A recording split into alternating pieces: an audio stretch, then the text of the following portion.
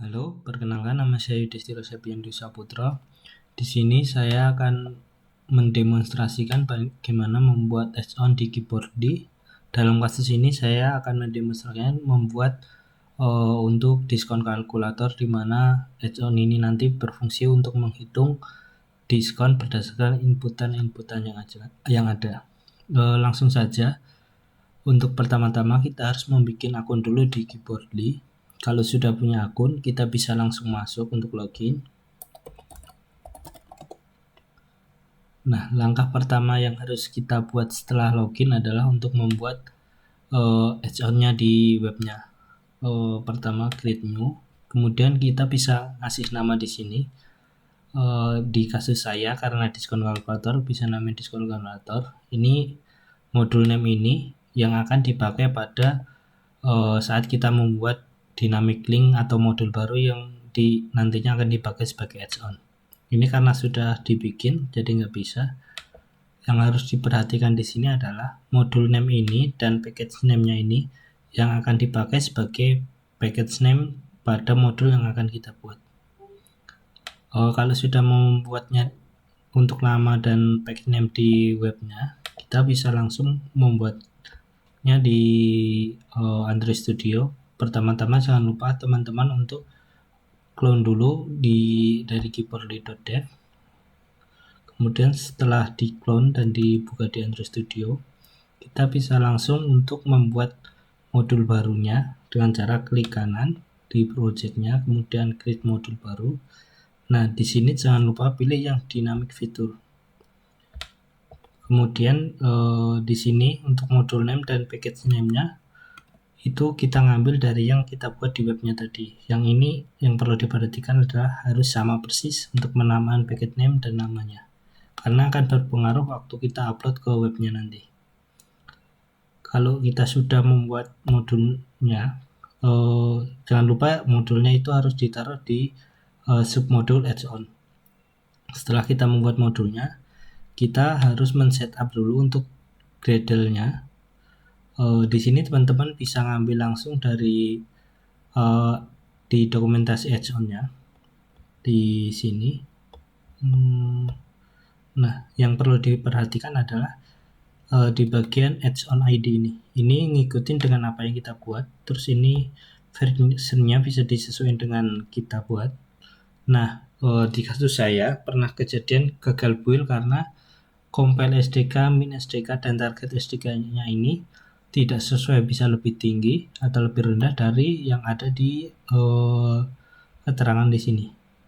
Jadi untuk amannya, teman-teman bisa ngambil untuk filenya dari extension yang sudah ada di projectnya ini agar lebih aman.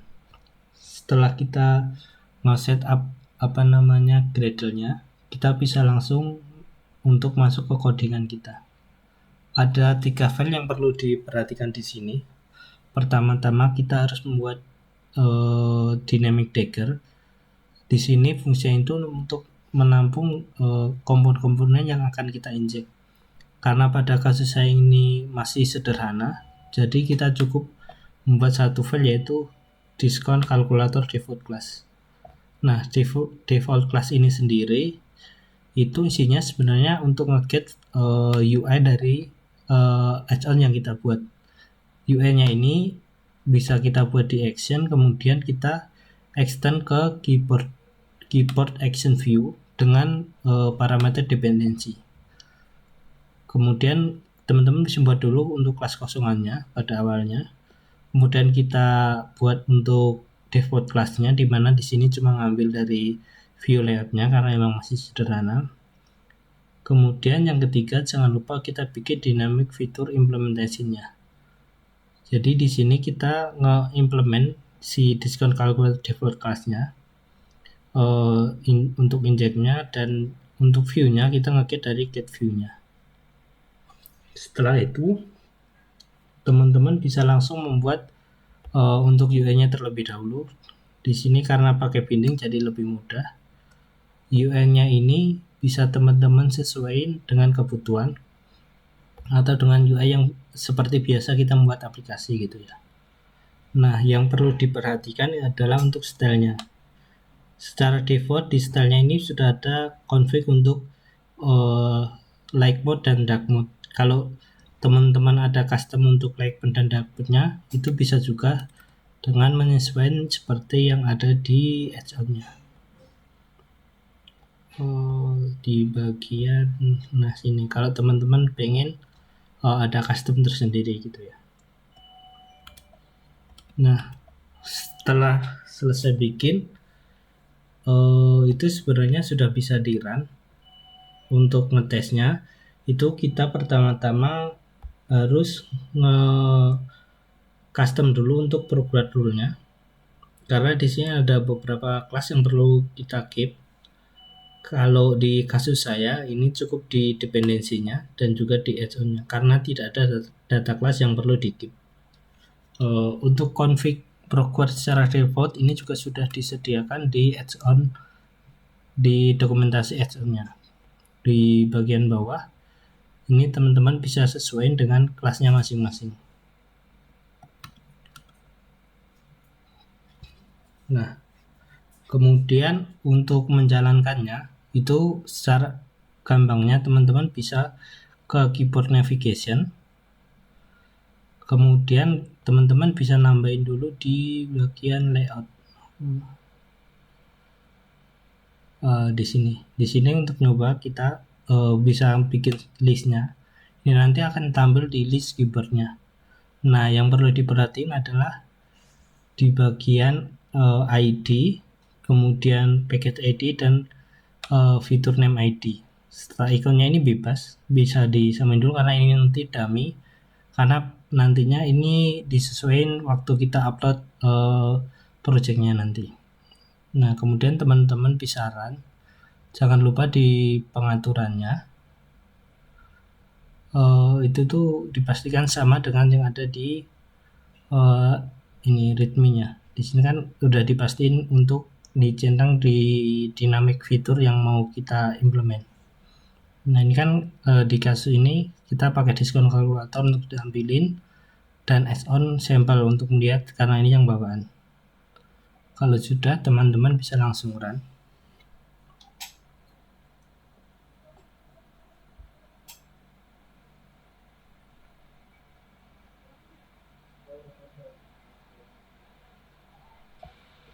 Nah, setelah sukses run, kita bisa mengeceknya di sini, di icon keyboard ini. Kemudian di sini akan muncul satu icon lagi, yaitu diskon. Nah, di sini akan muncul dari sesuai UI yang kita bikin tadi, yang dibikin di sini. Nah, jadi disesuaikan. Di add-on yang saya bikin ini ada beberapa case yang mungkin agak berbeda karena secara project ini lebih simpel, cuma harus ngehandle beberapa inputan karena secara logiknya dia akan merubah atau menghitung value-nya berdasarkan dua inputan. Jadi misal kita nginput pertama gitu di sembarang tempat.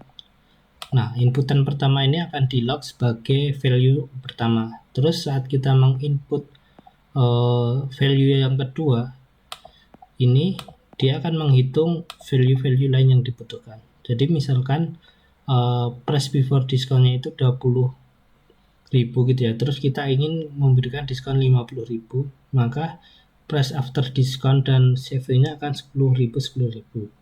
Cuma kalau kita ingin misalnya savingnya itu 5.000 gitu ya, itu baru yang lainnya yang berubah. Diskonnya berarti 25%, kemudian price after discount-nya 15%. Jadi yang price before discount-nya itu nggak pernah bisa berubah kecuali kita pencet tombol reset.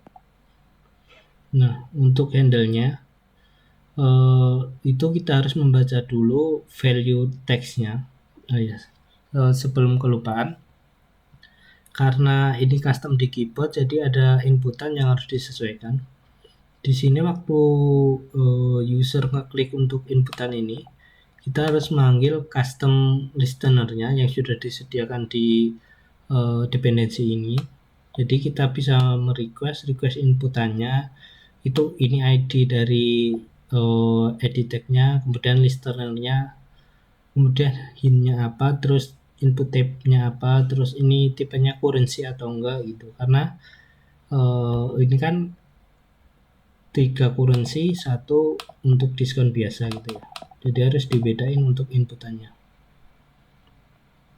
Kemudian yang sedikit perlu di-handle adalah pada bagian inputannya. Di inputnya ini, kalau dia first input atau pertama kali input, kita ambil first itemnya untuk kita simpan di cache-nya. Kemudian edit table-nya kita false-in, jadi agar nggak bisa diedit gitu. Terus tinggal kita calculate diskonnya. Di calculate diskon ini dia akan menghitung berdasarkan inputan kedua. Jadi ID yang dibaca ini selanjutnya adalah inputan kedua.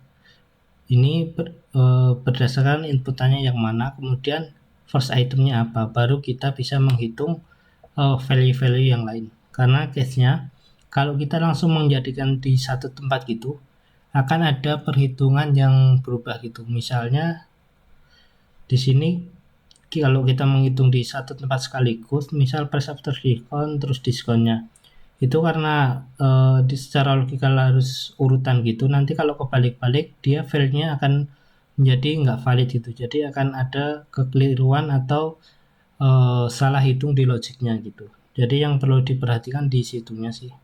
Jadinya ini ada perbedaan setiap inputan mana yang dimasukkan lebih dulu gitu. Nah, secara logikanya di situ yang mungkin perlu di-handle.